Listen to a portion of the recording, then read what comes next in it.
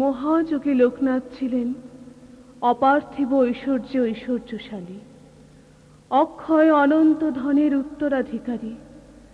তাই তো তিনি পূর্ব বাংলার এক অখ্যাত গ্রাম বারোদিতে সেই ঐশ্বর্য, সেই ধন বিলিয়ে দেওয়ার জন্য মহাপ্রাণের পসরা সাজিয়ে সবাইকে তিনি আহ্বান করেছিলেন।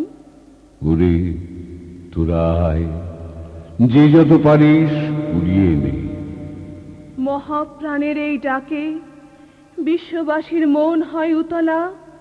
তাই হৃদয়ের অন্তঃস্থল থেকে বেরিয়ে আসে সেই অনুভূতি, যে অনুভূতির বহিঃপ্রকাশ স্বর্গ মর্ত্য পাতালের তিন ভুবনের নাথ, প্রণমী তোমারে বাবা লোকনাথ।